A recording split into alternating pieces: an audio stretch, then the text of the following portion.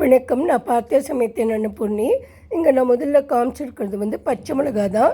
இது வந்து நேற்று நான் பறித்த பச்சை மிளகா, அது எங்கள் ஆற்றுலையே காய்ச்சது. சின்ன செடி தான். அதில் இந்த தடவை இலையே பார்க்க முடியாமல் அவ்வளோ தூரம் அழகாக நிறைய காய்ச்சி கொடுத்தது. இது வந்து ஒரு 4 நாளைக்கு முன்னாடி நான் பறித்தது. இதை கொஞ்சம் எண்ணெயில் நல்லா வதக்கி வச்சுருக்கேன். இதை வந்து டப்பாவில் போட்டு வச்சா நம்மளுக்கு குழம்புக்கு சட்னிக்கு எல்லாம் அப்பப்போ அரைச்சிக்கலாம் அப்படிங்கிறதுனால அந்த செடியையும் நான் காமிக்கிறேன் பாருங்கோ. இலையே தெரியாமல் அவ்வளோ காய் காய்ச்சிருந்தது. குட்டி செடி தான், அது என்னமோ அவ்வளோ காய் காய்ச்சிருந்தது. இந்த தடவை பார்க்கவே ரொம்ப சந்தோஷமாக இருந்தது. இன்றைக்கி நான் காமிக்க போகிறது வந்து ஒரு சிம்பிள் சமையல் தான். அது இலாபரேட்டாக ரொம்ப எப்படி பண்ணினேன்னு காமிக்க போகிறது இல்லை, ஏன்னா ஏற்கனவே நான் காமிச்சிருக்கேன். ஒரு சாதாரண சமையல் தான்.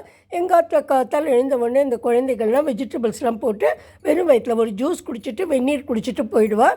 அப்புறம் அவள் வந்து ஜிம்முக்கு போய் எக்ஸசைஸ்லாம் முடிஞ்சதுக்கப்புறமா ஒரு டம்ளர் டீ குடிப்பாள். அப்புறம் மார்னிங் வந்து பிரேக்ஃபாஸ்ட் இட்லி தோசை இதெல்லாம் எதுவுமே அவள் சாப்பிட மாட்டாள். அதனால் நான் சில நாளைக்கு தான் வேணும்னா தான் பிரேக்ஃபாஸ்ட் பண்ணுவேன், இல்லைன்னா பண்ண மாட்டேன். ஏன்னா இவள் எல்லாம் ஃப்ரூட்ஸ் சாப்பிட்டுட்டு போயிடுவா. கொஞ்சம் ஜூஸ் குடிப்பா, இல்லைன்னா டீ குடிப்பா. மத்தியானம் தான் சாப்பாடு தான் கையில் கொண்டு போய் சாப்பிடுவா. வந்து இதில் ஃபஸ்ட்டு நான் கொடுத்துருக்கிறது வந்து டப்பாவில் இந்த ஸ்ப்ரவுட்ஸ் தான். இதில் வந்து நிறைய வெஜிடபிள்ஸ் அண்ட் ஸ்ப்ரவுட்ஸ் வச்சுருக்கேன். தினமுமே சாலட் கொடுப்பேன், அது வச்சுருக்கேன். அப்புறம் நான் வந்து இன்னொன்று பண்ணியிருக்கிறது வந்து மோர் குழம்பு தான். தேங்காய், பச்சை மிளகாய், ஜீரகம் அரைச்சி போட்டு தயிரில் கலக்கி போட்டிருக்கேன். அது வந்து நான் எப்போவுமே வடகம் மாதிரி ஒன்று பண்ணி வச்சுப்பேன். நம்ம வடைக்கெல்லாம் தட்டுறோம் இல்லையா, அதே மாதிரி உளுத்தம்பருப்பில் அந்த வடகத்தை வந்து இந்த மாதிரி நம்ம மோர் குழம்புலலாம் கொஞ்சம் வேக வச்சுட்டு அதுக்கப்புறமா என்ன அது கொஞ்சம் ட்ரை ஆகிடும் இல்லையா, நம்ம வெயிலில் உணர்த்தினதுனால. அதனால் கொஞ்சம் வெந்நீரில் வேக வச்சுட்டு அதுக்கப்புறம் அதை நம்ம கொஞ்சம் எண்ணெயில் வதக்கி போட்டால் ரொம்ப டேஸ்ட்டாக இருக்கும். கையில் உதுத்து போட்டுடலாம். இது வந்து ராத்திரிக்கு பண்ணுறதுக்காக வச்சுருக்கேன். உருளைக்கிழங்கு வேக வச்சுருக்கேன். சப்பாத்திக்கு தொட்டுக்கிறதுக்கு உருளைக்கிழங்கும் வெங்காயமாக ஒரு கறி பண்ணலாம். அங்கே வந்து பட்டாணி வேக வச்சுருக்கேன். சனா மசாலா பண்ணலாம் அப்படின்னு சொல்லிட்டு தொட்டுக்கிறதுக்கு நான் பண்ணியிருக்கிறது வந்து வாழைக்காய் ஃப்ரை தான் பண்ணினேன், கறி. அப்புறம் இங்கே வந்து ரெட் ரைஸ் சாதம் வச்சுருக்கேன்.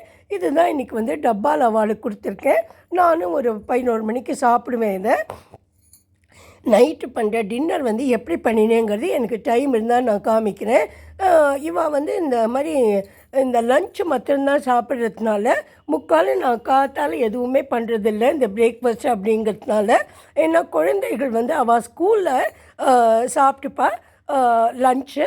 அப்புறம் வந்து காத்தால் கையில் வந்து ஸ்கூலுக்கு போகிறதுக்கு முன்னாடியே லைட்டாக பிரேக்ஃபாஸ்ட் ஏதாவது கையில் எம்மாட்டு பண்ணி கொடுத்துருவா. அதை எடுத்துகிட்டு போயிடுவாவா. சில நாளைக்கு நானும் பண்ணி கொடுப்பேன். அது வந்து ப்ரெட் சாண்ட்விச் அவளுக்கு பிடிச்ச மாதிரி எது கேட்குறாளோ அதை பண்ணி கொடுப்பேன்.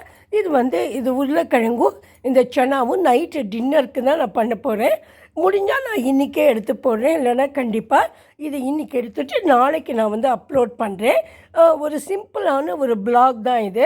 வேறு என்ன பண்ணுறதுன்னு எனக்கு தெரியல. சரி, நம்மளோட ஐடியாஸை கொஞ்சம் ஃப்ரெண்ட்ஸோடு நம்ம ஷேர் பண்ணிக்கலாம் அப்படின்னு சொல்லிவிட்டு நான் இதை போட்டிருக்கேன். உங்களுக்கு பிடிச்சிருந்ததுன்னா நீங்கள் சப்ஸ்கிரைப் பண்ணுங்கோ, லைக் பண்ணுங்கோ, ஷேர் பண்ணுங்கோ.